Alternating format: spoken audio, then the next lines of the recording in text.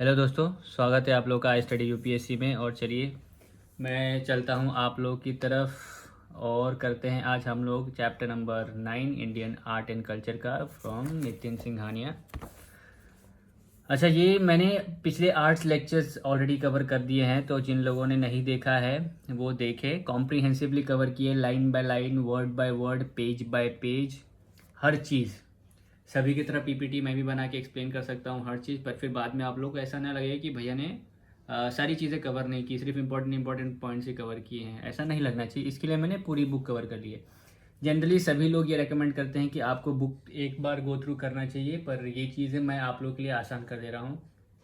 मेरा मोटिव पैसा कमाना नहीं है, मेरा मोटिव ये है कि ये सारी की सारी चीज़ें उन तक भी पहुँचे जहाँ लोगों के पास किताबें खरीदने तक के लिए पैसे नहीं है। इसलिए चलिए पढ़ते हैं आगे, और फिर मैं आपको बताऊंगा कि मैंने इतनी देर क्यों लगाई, और बाकी बातें बाद में करेंगे। चलिए शुरू करते हैं इंट्रोडक्शन से। अच्छा, पपेट्री तो आपको मालूम है, आप लोगों ने कठपुतली वाला जो खेल है या पपेट्री है वो देखा होगा। राजस्थान में बहुत ज़्यादा फेमस है कठपुतली। उसके बाद एक शैडो टाइप भी आता है, जहाँ आप देखते हो कि स्क्रीन के पीछे से कुछ चित्र होते हैं, एक पपेट होता है और उसके ऊपर लाइट डालते हैं और फिर पपेट का शेप दिखता है, वो एक हो गया। आपने देखा होगा कि मोजे की तरह एक पहना जाता है और वो ऐसा ऐसा करते हैं हम लोग, तो वो भी चलता है, तो वो भी एक टाइप का पपेट्री हो गया। उसके बाद और भी कितनी चीज़ें हैं, जैसे मैं आपको बताऊं कि एक तो ये हो, उसके बाद बहुत बड़े बड़े स्ट्रिंग्स वाले भी होते हैं जिसको आप रॉड वॉड से करते हो, उनके हाथ पैर हिलाते हो, तो वो वाली चीज़ें भी पॉकेट्री में आती है। तो चलिए चलते हैं इंट्रोडक्शन की तरफ, और ये चैप्टर बहुत ही इंटरेस्टिंग होने वाला है, तो आप पढ़िए। Puppetry is one of the ancient forms of entertainment. The element of puppet being controlled by a master makes it a captivating experience. While the low cost of animation and production of a performance maker, it is popular among freelance artists.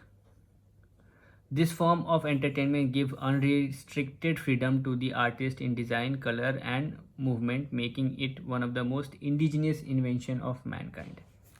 ठीक है, puppetry is one of the ancient form of entertainment. ठीक है, बहुत ही पुराना entertainment का form है। The elements of puppet being controlled by a master makes its a captivative experience, while the low cost of animation and production of a performance makes it popular among freelance artists. This form of entertainment gives unrestricted freedom to the artist in design, color, and movement, making it one of the most indigenous inventions of mankind. मतलब ये है कि ये बहुत ही पुराना है, ancient time से है। उसके बाद इसकी जो लागत आती है, कॉस्ट वॉस्ट आता है, वो बहुत कम होता है, और सारा का सारा कंट्रोल होता है मास्टर के पास, जिस जो वो स्ट्रिंग लेके उसको चलाता है, उसके पास सबसे ज़्यादा एक्सपीरियंस है। ठीक है, तो इस कंट्रोल की वजह से ये फ्रीलांस आर्टिस्ट, जो इंडिविजुअल आर्टिस्ट होते हैं, इनके पास बहुत पॉपुलर हुआ ये चीज़। उस पपेट्स की डिज़ाइन, उसके कलर, उसके मूवमेंट्स, ये सब एक एक ऐसी चीज़ें हैं जो जो इसको बहुत ही ज़्यादा आकर्षित बनाती है। सो तो इसको कहा जाता है कि most indigenous inventions of Mankind, मतलब स्वदेशी इन्वेंशन। इंडिजीनियस मतलब इंडिविजुअल। ठीक है, इंडियन ओरिजिन ऑफ पपेट्री का कहाँ मिलेगा आपको? Puppetry has long been of interest in India, both for entertainment and educational purposes. The excavation sites at Harappa and Mohenjo-daro have yielded puppets with sockets attached to them, which suggests the presence of puppetry as an art form even during those days. Some references of marionette theatre have been found in the period around 500 BC. The written reference of puppetry is found in Tamil classical Silpadikarma, written around 1st century and 2nd century BC, and also in Mahabharata. अच्छा देखिए, India में जो origin है puppetry का वो है ancient time से। Ancient time से मतलब हड़प्पन सिविलाइजेशन, मोहनजोदारो में भी आप लोगों को एक एक मेल टॉर्सो मिला होगा। मेल टॉर्सो भी एक पपेट टाइप से था। मतलब आप देखो कि नॉट एग्जैक्टली पपेट बोल सकते हैं हम लोग उसको, लेकिन हाँ, एक ऐसे एक्सकेवेशंस में ऐसे ऐसी चीज़ें मिलती, जैसे जिसको बोन एंड सॉकेट था, उसको आप अटैच करके ऐसे ऐसे हिला सकते हो। मतलब एक खड्डा टाइप, शोल्डर के पास एक खड्डा टाइप रहता था, उसको आप ज्वाइन कर दो, और वैसे ही जो लोअर बॉडी थी, जहाँ पे वेस्ट लाइन है, वहाँ पे भी खड्डे टाइप्स होते, तो वहाँ पे ज्वाइन करो, तो ऐसे ऐसे पपेट्स मिले हैं वहाँ पे। अभी देखिए ये कि जो रिटन टेक्स्ट है तमिल क्लासिकल शिल्पाधिकरण उसमें इसका रेफरेंस दिया गया है, और महाभारत में भी इसका रेफरेंस रिटन एविडेंस की जो मैं बात कर रहा हूँ वो वहाँ मिला हुआ है। Apart from the art form, puppetry has been of philosophical improvements in Indian culture, philosophical importance in Indian culture. In the Bhagavad Gita, God has been described as puppeteer, controlling the universe with three strings, Sata, Raja and Tama. Similarly, in Indian theatre, the narrator is called Sutradhar or the holder of the string. अच्छा, इसके बाद जब आप puppet के बारे में सुनते ना, तो जब एशियन टाइम्स था, जब आप भगवान के रेफरेंस से भी कहते थे कि भगवान हम सबको अपनी इससे कंट्रोल करते हैं, पपेट की तरह कंट्रोल करते हैं, तो वो हमारे सूत्रधार हैं, है ना। और वो करते कैसे, जो पपेट को स्ट्रिंग लगी हुई होती है, जो रस्सियाँ लगी हुई रहती है, वो तो करता है, मास्टर कंट्रोल करते हैं। वैसे ही भगवान सत्व, रज और तम गुण से हम लोगों को कंट्रोल करते हैं।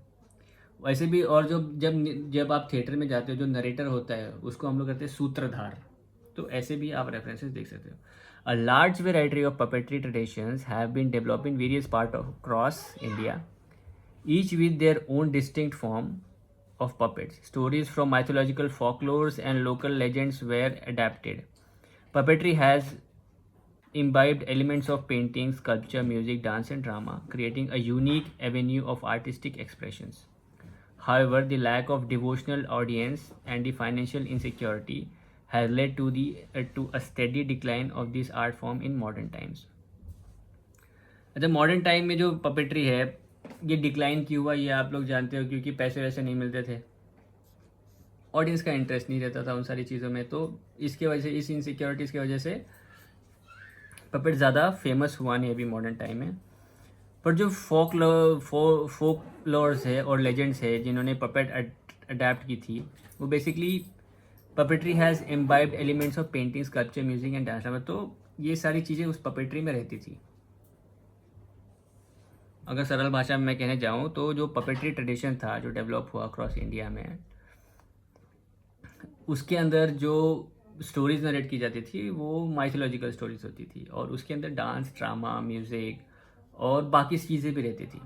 पर जब मॉडर्न टाइम आया तो मॉडर्न टाइम में कैसा है कि जो ऑडियंस थी, जो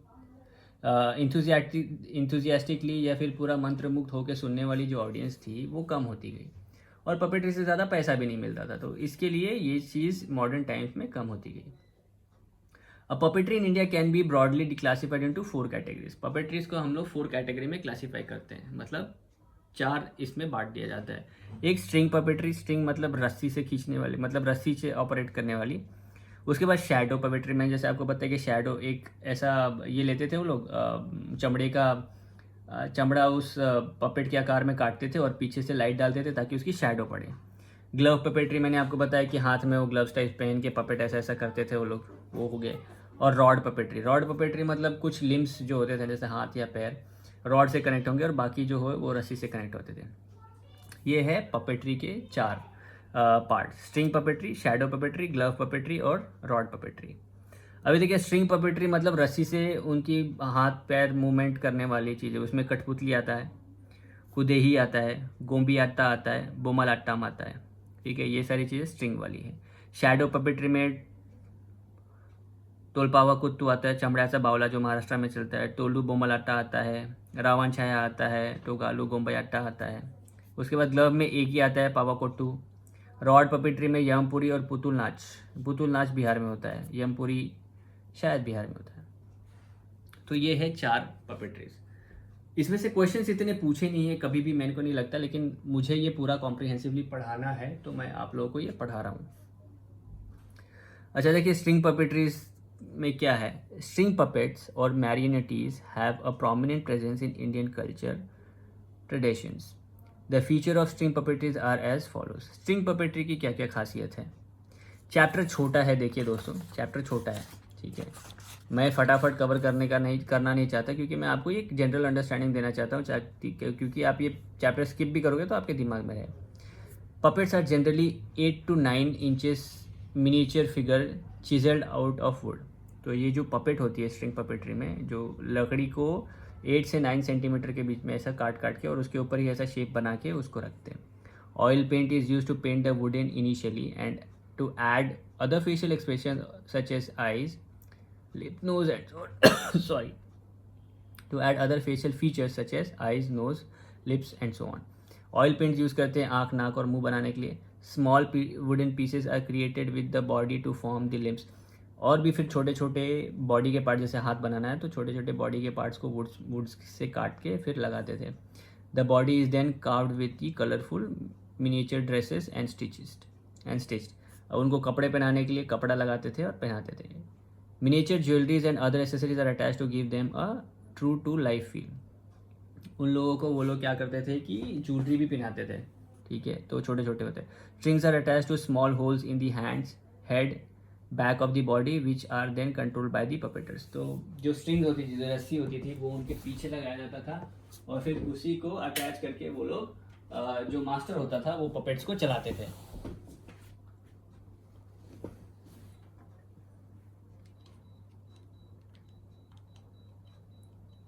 अभी देखिए स्ट्रिंग पपेट्री में के फीचर्स है. ये फीचर्स क्या है?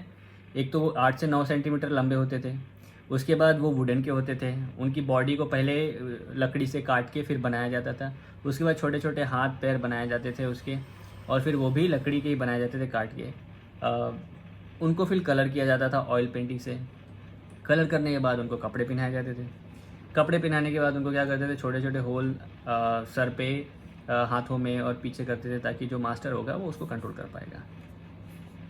कठपुतली वाला बहुत फेमस है, राजस्थान का है, ठीक है. The traditional string puppets of Rajasthan known as kathputli derive their name from kath meaning wood and putli means tall. समझे आप लोग कि जो कठपुतली का जो नाम है वो कठ मतलब लकड़ी, काठ आपको याद है, काठ मतलब वुड, और putli means tall. The puppets are covered in bright traditional Rajasthani dress. This show is accompanied by dramatic folk music. A unique feature of the puppet is the absence of legs. The strings are attached to the fingers of the puppet. इसका speciality क्या है कि कठपुतली में जो कठपुतली होती थी उसके पैर नहीं होते थे और उसको राजस्थानी ड्रेस बनाते थे क्योंकि राजस्थान का है और राजस्थानी फोक म्यूजिक बजता था. तो आपने कभी देखा होगा ना, आप राजस्थान का अगर यूट्यूब वीडियो निकालो और देखो तो उसमें बताता है कि ऐसा कठपुतली नाच क्या है. कुदेही, उड़ीसा में कुदेही करके एक है, वो भी स्ट्रिंग पपेट्री है. The string puppets of Orissa are known as Kundhei. They are made of light wood and are dressed in long skirts. The puppet have more joints, thus give the puppet more flexibility. The strings are attached at a triangular prop. There is a marked influence of Odissi dance in Kudehi puppetry show. एक triangular करके एक ऐसा एक prop रहता था और उसी पे वो कठपुतली के स्ट्रिंग्स को अटैच किया रहते थे ऐसे, ठीक है, और फिर वहाँ से ही वो उसको ऑपरेट करते थे कुदेही का. उसके बाद आता है गोम्बियाट्टा, Karnataka. It is the traditional puppet show of Karnataka. The puppets are styled and designed based on the various characters of Yakshagana theatres. A unique feature of this puppetry is the use of more than one puppeteers to manipulate the puppet. अभी देखिए generally क्या होता है कि जो string होती है ना वो एक ही आदमी कंट्रोल करता है, बट गोम्बियाट्टा में क्या होता है कि बहुत सारे मतलब एक से ज़्यादा भी मास्टर होते हैं, मतलब जो कंट्रोल करने वाले होते हैं वो लोग, और फिर इस पपेट को कंट्रोल करते हैं. Bommalattam is the puppetry indigenous to the region of Tamil Nadu. सिर्फ तमिलनाडु में चलती है ये. It combine features of rod and string puppetry. The strings are attach to an iron ring which is worn by the puppeteers on his head. ठीक है, देखो Bomalattam is the puppetry indigenous to the region of Tamil Nadu. It combines features of rod and string puppetry. The strings are attached to an iron ring which is worn by the puppeteers on his head. The Bomalattam puppets are the largest and heaviest marionette found in India, with some of them as large as 4.5 feet in height and 10 kgs in weight. The Bomalattam theatre has 4 distinct stages: Vanayak Puja, Komali, Amanattam and पोसेन कांतम.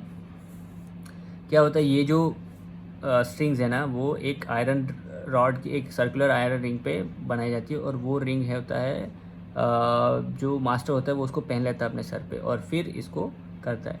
ये India की largest और heaviest मैरियोनेटी है। कभी कभी ये 4.5 feet से ज़्यादा लंबी और 10 केजी से ज़्यादा वजनी भी होती है। शैडो पपेट्री पे आते हैं। शैडो, मैंने आपको बताया था शैडो पपेट्री क्या होता है। India has a rich tradition in shadow puppetry which has survived to date. Some of the features of shadow puppetry are shown. Shadow puppets are flat figures cut out of leather. The figures are painted identically on both the sides of the leather. The puppets are placed on the white screen while light falls from behind create a shadow on the screen. The figures are manipulated so that the silhouettes created on the black screen creates telling imagery. Some of the popular examples of shadow puppetry are as follows. मैंने आपको बताया था कि shadow puppetry में क्या होता है कि लेदर को, चमड़े को ऐसा काटते हैं आदमी के शेप में या औरत के शेप में, दोनों साइड से एक ही जैसे होता है, उनकी आंखें नाकें मुंह सब बना देते हैं, दोनों कलर भी दोनों साइड एक ही जैसा होता है और फिर पीछे से लाइट मारते हैं। इन पपेट्स को वाइट स्क्रीन पे रखते हैं ताकि जब शैडो पड़े तो प्रॉपर उसका शेप दिखे और वो इमेज सेल्फ डिस्क्रिप्शनरी हो। ठीक है, देखिए इस टाइप का आप शैडो पपेट्री देख रहे हैं, पीछे से लाइट मार रहा है, ये वाइट स्क्रीन है और उनकी जो शैडो आ रही है उससे इमेज बन रही है। देखिए तोलपावा कुथू केरला का, it is performed using leather puppets and is mainly performed in Bhadrakali temples of Kerala on a special stage called Kuthu Madam. It is an overnight leather doll dance where normally Kamba Ramayana is generally performed. The oil lamps lit behind the stage helps to create shadow. It is believed to have originated in the 9th and 10th century. The Nair community is mainly associated with this form of puppetry. तो कोलपावा कुथू जो है वो leather puppetry है, वो generally Bhadrakali temple में perform किया जाता है और जो स्पेशल स्क्रीन है जहाँ पे स्टेज है उसको बोलते हैं वो लोग कुथू मडम, वहाँ पे वो परफॉर्म की जाती है।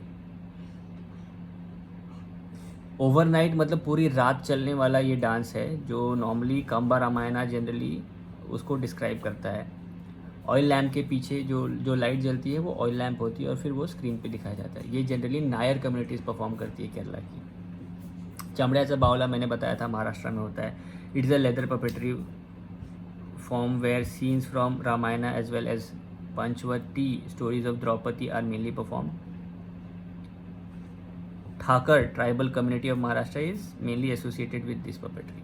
ठीक है, टोगालू गोम्बायट्टा, देखो ये गोम्बायट्टा है सिर्फ शैडो पपेट्री, और कर्नाटका का टोगालू गोम्बायट्टा ये है स्ट्रिंग पपेट्री, ये है shadow puppetry. It is a popular shadow theatre of Karnataka. A unique feature of Togalu Gombeyaata puppet is the variation of puppet size based on the social status.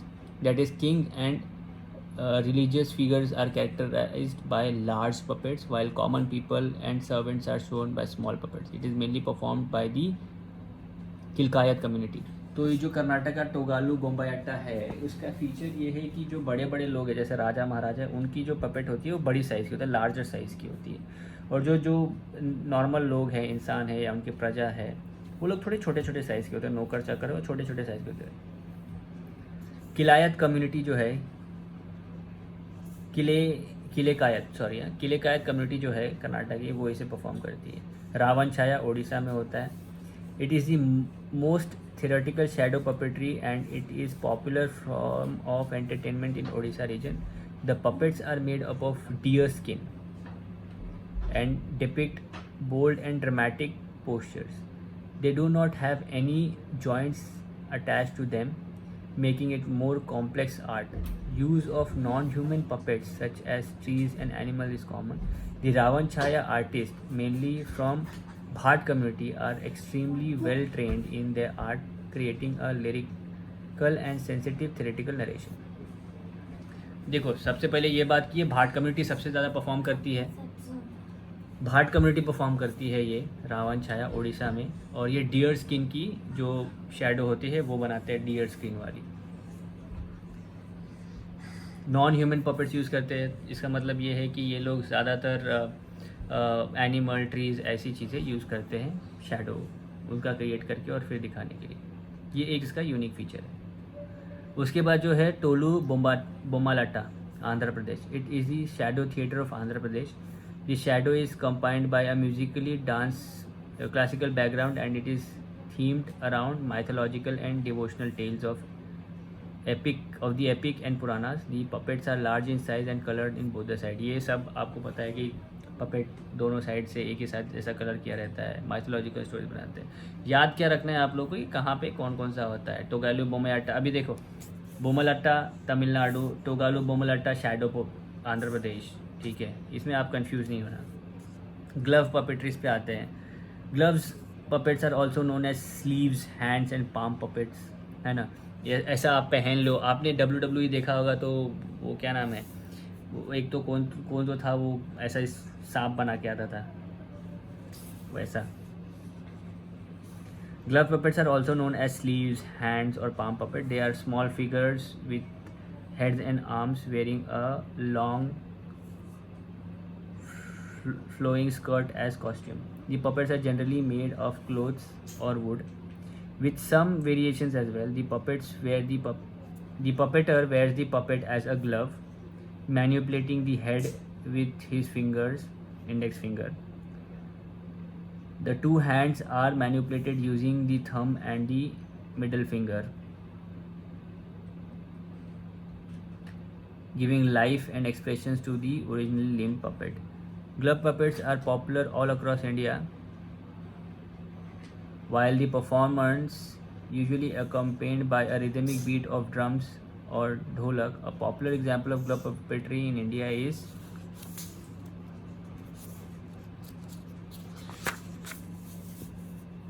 देखो, ग्लव पपेट्री होती क्या है। एक तो आप लोगों को मालूम है कि ग्लव्स की तरह ऐसा पहना जाता है और इस फिंगर से वो उसका मुंह ऐसा ऊपर नीचे करते हैं और इससे उसके लिम्स बनाते हैं, ठीक है। लिम्स मतलब हाथ या कुछ होगा तो उसको ऐसे चलाते हैं। उसको जनरली पहना जाता है और वो कपड़े का होता है या तो लकड़ी का हो सकता है, ठीक है। अब पॉपुलर क्या है ग्लव्स पपेट्री में, पावाकोथू केरला का। It is the traditional glove puppet show of Kerala. It originated around 18th century AD. The puppets are decorated with colorful headgear, feathers and face paints, which is an evidence of heavy influence of Kathakali dance form. The plays are themed around narration of Ramayana and Mahabharata. Plays Ramayana और महाभारत का होता था। अभी केरला का है तो Kathakali dance के features बहुत सारे होते थे, हेड गेयर्स होते थे, फेदर्स होते थे, उन सारी चीज़ों को ऐसा ऐसा लोग मूव करते थे, ग्लव्स पहन के अंदर से ऐसा हाथ डाल के मूव करवाते थे। रॉड पपेट्रीज आप जानते हो, आपने रॉड पपेट्री देखी होगी, ठीक है। Rod puppets are large variations of glove puppets and are controlled by the puppeteer with the help of rods from behind a screen. It is mainly popular in region of eastern India. Some of the popular examples are, देखो rod puppetry है ना, जो behind the screen से जो भी rod ऐसा डालते हैं वो लोग और फिर उसको ऐसा ऐसा वहाँ से ऑपरेट करते हैं, ये ग्लव्स पपेट्री का ही एक पार्ट माना जाता है. देखिए यमपुरी करके एक बिहार में रॉड पपेट्री है. It is the traditional rod puppet of Bihar. The puppets are generally made up of wood and are without any joints. They are carved out of single piece of wood and then painted and dressed in bright colours. Single wood से बनाया जाता है, उसको कोई joints नहीं होते, बिहार का है ये, और फिर कलर किया जाता है bright colours. Putul Nach. It is the traditional rod puppet dance of Bengal, Odisha, Assam region. The figures are generally 3 to 4 feet high and dressed like characters of Jatra. They generally have 3 joints at the neck and at the shoulders. The puppeteer, each of whom controls a single puppet by means of rod attached to his or her waist, are placed behind high curtains. The puppeteers moved behind the curtain, imparting similar movement to the puppet. The performance is accompanied by musical troops of 3 to 4 musicians playing harmonium, cymbal and tabla. Putul Nach Bengal, Orissa वगैरह में होता है. उसको 3 joints होते हैं जब rod puppet जो puppetry होती है उसकी, और जो पीछे जो उसको पपेटर होता है पकड़ा हुआ, वो जैसे जैसे मूव करता है वैसे वैसे ही ये रॉड भी मूव करती है और ये पपेट भी मूव करता है। तो ये हो गया आप लोगों का चैप्टर नंबर 8 इंडियन पपेट्री ख़त्म। ठीक है, इंडियन पपेट्री कितने हैं आप बोलो? String puppetry, shadow puppetry, rod puppetry, और एक पपेट्री है, बताओ जल्दी फटाफट, बताओ बताओ बताओ बताओ जल्दी। ग्लव पपेट्री यार। ठीक है, 3 टाइप के पपेट्री हो गए। ज़्यादा याद करने की ज़रूरत नहीं है क्योंकि क्वेश्चन देखिए एक भी नहीं पूछा, कभी नहीं पूछा, लेकिन हाँ आपको एक आइडिया होना चाहिए कि क्या क्या है। ठीक है, तो ये हो गया आपका चैप्टर नंबर 8 ख़त्म। इंडियन सर्कस पे चलते हैं। पर देखिए दोस्तों, अपना मुद्दा क्या है? पढ़ना। मेरा मुद्दा है आप लोगों को पढ़ाना, क्योंकि कॉर्पोरेट जॉब जो मैं करता हूँ उसके बाद बहुत टाइम नहीं मिलता है मुझे ये सारी वीडियोस बनाने के लिए। पर फिर भी मैं ये सोचता हूँ कि मेरे पास जो भी नॉलेज है मैं आप तक शेयर करूँ, क्योंकि हमेशा अभी देखिए मेरा तो हुआ नहीं यूपीएससी, ठीक है, पर मैं नहीं चाहता कि जो चीज़ मैंने फेस की आप लोग 15 लाख 20 लाख दे के किसी इंस्टीट्यूट में जाए और बोला आप लोग पैसे आपसे पैसे ऐंठते रहें, आपका बेस भी क्लियर ना करवाए। देखिए डिसिप्लिन होता है, बस सिर्फ डिसिप्लिन के लिए आप कोचिंग सेंटर जाते हो। वही डिसिप्लिन अगर आप आपके अंदर घर पे ही कर लो तो मैं दावे के साथ देता हूँ कि फर्स्ट अटेम्प्ट में ही आप लोग का पेपर निकल जाएगा। क्योंकि अगर आप लोगों ने इस बार 2024 का पेपर देखा हो, मेरे को ऐसा नहीं लगता कि उसमें कुछ ऐसा टफनेस था। पेपर निकल जाएगा, आसानी से निकल जाएगा। मैं उसका एनालिसिस लेके आ रहा हूँ, ठीक है, वो पेपर भी हम लोग निकाल लेंगे। अभी देखिए इंडियन सर्कस इतना बड़ा नहीं है, 2 पेज ख़त्म कर लेते फटाफट। सर्कस क्यों फ्लरिश नहीं हो पाया इसके बारे में एक बार आप चर्चा कर ले कि अगर किसी ने, ठीक है, अभी जंबो सर्कस हो गया या फिर ग्रेट इंडियन सर्कस हो गया, ऐसा कोई भी सर्कस है, क्यों फ्लरिश नहीं कर पाया, लोग उसमें अपना करियर क्यों नहीं बनाते हैं, इसके बारे में आप लोग थोड़ा सा विश्लेषण करें। ठीक है, एनालाइज करें, एनालिसिस करें और मुझे बताएं, कमेंट सेक्शन में बताएं। मैं बहुत पेन ले रहा हूँ। आप लोग यार 20 व्यूज़ 50 व्यूज़, मेरे को उससे व्यूज़ से फ़र्क नहीं पड़ता। मैं ये चाहता हूँ कि मेरे पास जितना भी नॉलेज है मैं कहीं तो कहीं डाल के रखूँ ताकि किसी को तो हेल्प हो। ठीक है, इंडियन सर्कस पे चलते हैं। India has a long tradition of street performers and artist who would move from town to town. However, the circus is fairly new industry according to Philip Astley, the father of modern Indian circus. Modern circus, not modern Indian circus. Modern circus, याद रखना. An English circus master. The first Indian circus was born around 1880. कितने लोग तो पैदा भी नहीं होंगे, हम जैसे लोग तो पैदा ही नहीं होते 1880 में। ठीक है, बहुत लॉन्ग ट्रेडिशन था सर्कस का। मतलब ऐसे आप समझो, सर्कस का नहीं, ऐसा आप सोचो कि लोग जो थे इंडिया के कभी कभी स्ट्रीट्स पे आके परफॉर्म करते थे और फिर वहाँ से वो लोग दूसरी जगह पे मूव होते थे और फिर वहाँ परफॉर्म करते थे। ठीक है, इसी तरह जो सर्कस इंडस्ट्री आई, जो फिलिप एस्ले थे, the father of Indian modern circus, उन्होंने ये सब देखा और फिर वो सर्कस के बारे में लेके कुछ तो आए और 1880s में सर्कस इंडिया में आए। द ग्रेट इंडियन सर्कस के बारे में देखिए। The great Indian circus was the first modern Indian circus founded by professor Vishnupant Chatre, an accomplished equestrian and singer. It flourished under the patronage of Raja of Kurduvadi, under whom Chatre worked as a stable master. The first performance of the Great Indian Circus was held in 1880, following which it toured extensively throughout the country as well as foreign shores such as Ceylon and Southeast Asia.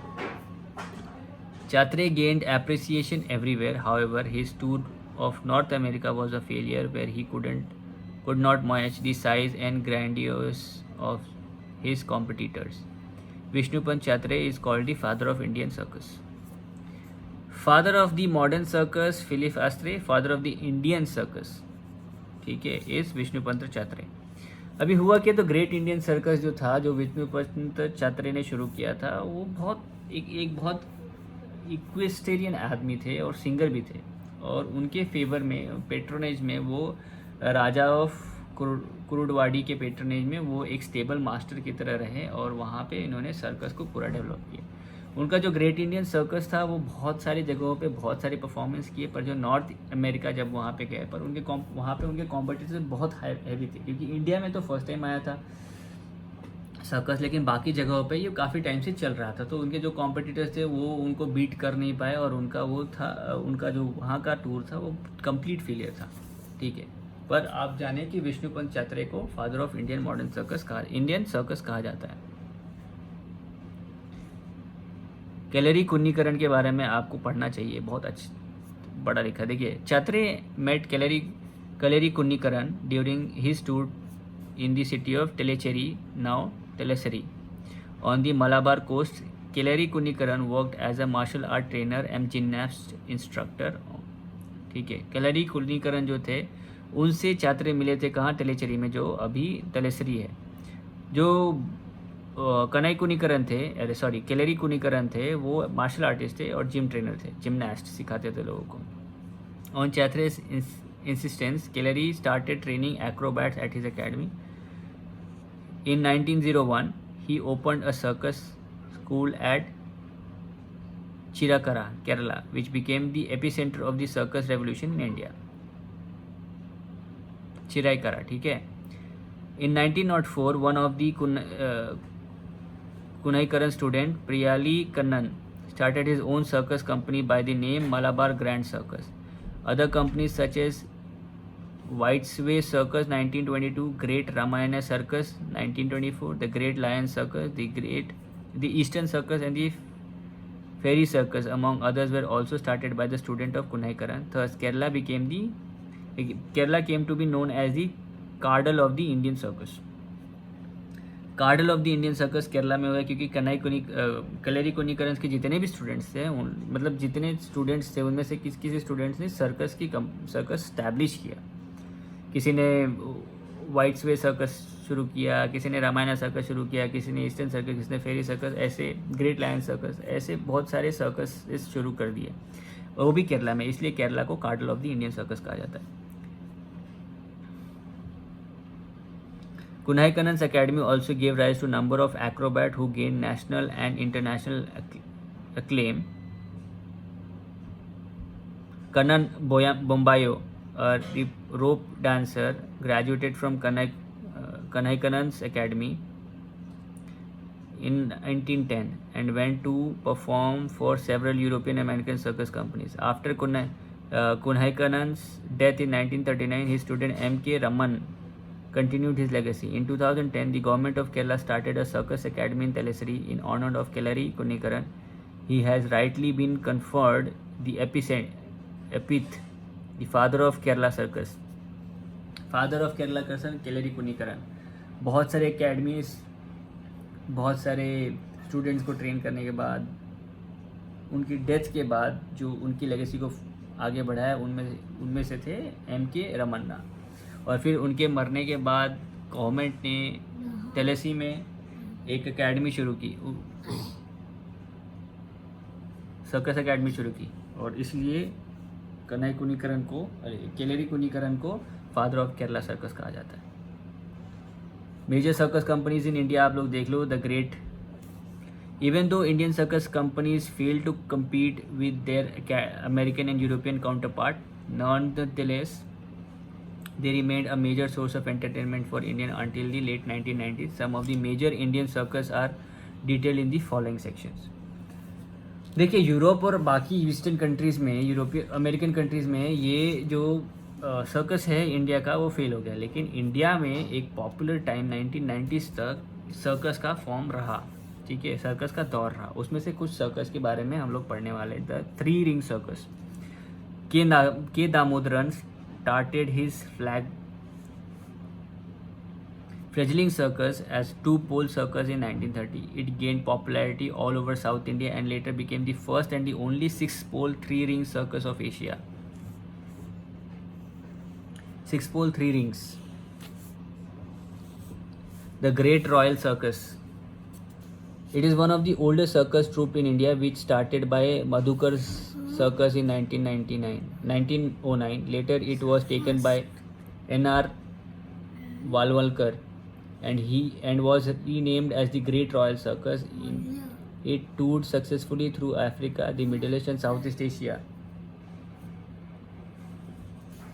उसके बाद great Bombay circus started in 1920 by Baburao Kadam. Baburao Ganpatrao Apte नहीं, Baburao Kadam. It was initially known as grand Bombay circus. In 1947 क्या है? आज़ादी का क्या है 1947? M.K. Kunaikan, the nephew of Kelleri Kunikaran, merged his circus company with the Great Bombay Circus and renamed it as a Great Bombay Circus. Grand Bombay Circus to Great Bombay Circus. It became one of the largest circus companies in India with a troupe comprising 300 performers and 60 animals. ठीक है, Great Bombay Circus. Gemini circus आप अभी भी आजकल देखोगे Gemini circus कहीं कहीं चल रहा है. तो जेमिनी सर्कस के बारे में पढ़ते हैं. In 1951, Gemini Circus came into existence at Bilmora in Gujarat. It was helmed by M.V. Shankaran, an ex-army man, a master aerialist and acrobat. He became popular known as Gemini Shankaran. ठीक है, क्योंकि वो Acrobat वगैरह और ex army में थे, वो Acrobat करते थे, एयरलिस्ट करते थे, इसके लिए उनका नाम किया गया Gemini शंकरातन. In 1964, Gemini Circus became the first Indian crew to attend the International Circus Festival in USSR. They held shows at Moscow, Sochi and Yalta. Gemini Circus also became the backdrop of many Indian movies such as Raj Kapoor's मेरा नाम joker. Gemini Circus मेरा नाम joker आपने देखा? बाप रे, बहुत उम्दा पिक्चर है यार, मैं तो रो गया था देखिए. मेरा नाम जोकर में जो सर्कस का सेट लगा है वो जेमिनी सर्कस का है.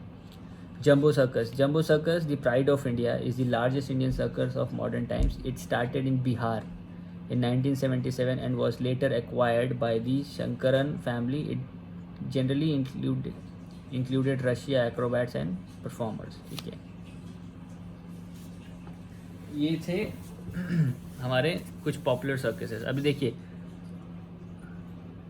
Damu Dhotre is one of the most popular Indian ringmaster of all the time. Born to a poor family in Pune in 1902, he joined Isako Russia Circus as a proprietor. In 1939, he moved to France with the Bertram Millie Circus, and then on the other world famous Ringling Bros and Burnham and Bailey Circus in US. This shows was known as the greatest shows on earth. He later went to serve the US Army in 1943 to 1946.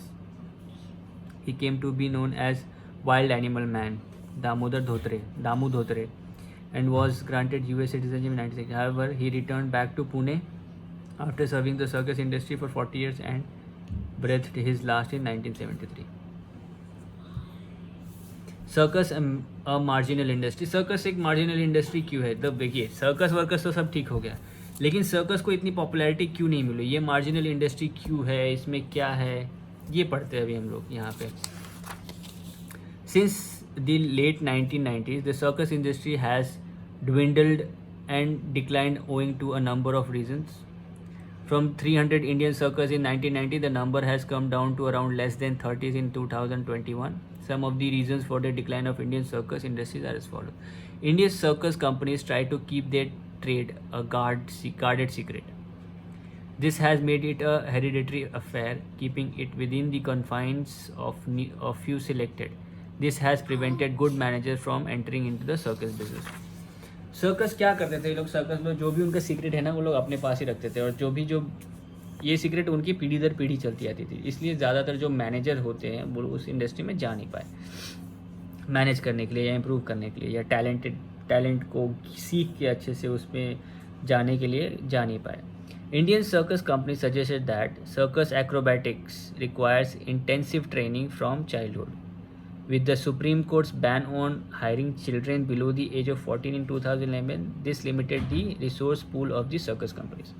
अभी देखिए क्या है, circus में काम करने के लिए आपको बचपन से ट्रेनिंग लगती है, पर गवर्नमेंट ऑफ इंडिया ने क्या किया कि सुप्रीम कोर्ट ऑफ इंडिया ने क्या किया कि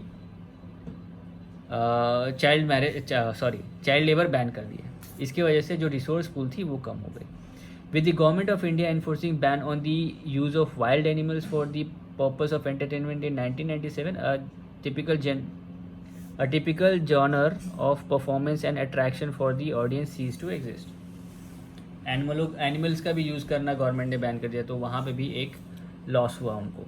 among the Indian masses the circus generally seen as dangerous profession due to this families are unwilling to let their children choose it as a visible professional career. This has also proven the development of dynasties of circus performers. This has also prevented the development of dynasties of circus performers, unlike in the West. क्या होता था कि एक तो ये dangerous affair है, इसलिए माँ बाप अपने बच्चों को उसमें जाने नहीं देते थे. इसके लिए अच्छे प्रोफेशनल्स मिले नहीं. With access to world-class gymnastics and other forms of entertainment, the younger generation has lost interest in the traditional Indian circus. The circus companies also failed to match up with their expectations. Now with the COVID-19 pandemic, the industry has taken another share. तो COVID-19 इसके बाद छोड़ दो, तो ठीक है. अभी जब दूसरे फॉर्म ऑफ एंटरटेनमेंट आने लग गए तो लोग इस प्रोफेशन में जाना ही बंद कर दिया. इसको बचाया कैसे जा सकता है? देखिए, the opening of Indian Circus Academy at Telesri in 2010 was a step in the right direction. Sadly, the academy is on the verge of closure due to less number of trainees and financial constraints. However, some other possible remedies for the revival of the circus industry came to be the following: an increased emphasis on safety regulation and strict enforcement of this same would help in improving the perception of the circus as possible career. Safety regulations देने पे और strict enforcement उस safety regulation का एक possible chances है कि लोग उसको एज अ करियर चूज़ करें. The circus can be use to promote the dying art among the masses. This would increase the attraction quotient of the circus. जो लुप्त होती हुई जो आर्ट है उसको दिखाने के लिए भी सर्कस यूज़ कर सकते हैं. तो इसके वजह दिखाएंगे, अगर उसको जो लुप्त मार्शल आर्ट्स है या जो भी है उसको दिखाएंगे तो शायद लोग ज़्यादा अट्रैक्ट हों. Government protection for circus performers and companies would also help in reviving the dying industry. Most artist retire by the age of 40, after which they have to work as manual labor. Security and compensation for them is necessitated. क्या होता है कि government अगर कुछ उनके लिए protection दे दे, यानी कुछ कवर दे दे या कुछ पेंशन वेंशन दे दे या कुछ पैसे दे दे, क्योंकि ज़्यादातर जो सर्कस के परफॉर्मर्स होते हैं 40 साल में रिटायर हो जाते हैं, तो उनको क्या करना पड़ता है, दिहाड़ी मजदूर लग जाएंगे वो लोग, या तो फिर सिक्योरिटी गार्ड का जॉब कर लेंगे. Presently, circus are under the ambient of Department of Sports and Youth Affairs. Bringing them under the Ministry of Culture would help in strategizing them better for their revival. This would also be an acknowledgement of circus as an art form. क्या है, अभी जो circus है ना वो department of sports and youth affair में, अगर उसको department of ministry of culture में लेके आए तो ये लोग ज़्यादा अच्छे से स्ट्रेटजाइज कर पाएंगे कि इस आर्ट फॉर्म को कैसे आगे बढ़ाया जाए. ठीक है, तो यहाँ पे आपका ख़त्म हो गया क्या, चैप्टर नंबर 10 इंडियन सर्कस. मैंने आपको सारी चीज़ें बता दी सर्कस की. ओके, इसके बाद आएंगे हम लोग martial arts of India, chapter number 11. क्या करूँ, चैप्टर नंबर 11 अभी आप लोगों को पढ़ा दूँ, कितना है, 3-4 पेजेस है, मैं ख़त्म तो कर दूँगा. मार्शल आर्ट्स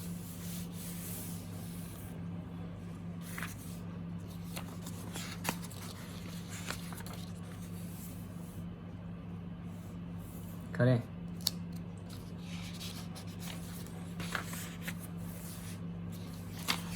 क्या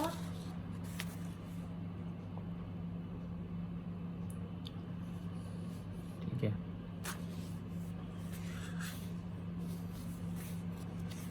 सिलंबन है, तांगता है, ये है, इसमें से क्वेश्चंस आते हैं एक्चुअली, मैच द फॉलोइंग करने को आता है.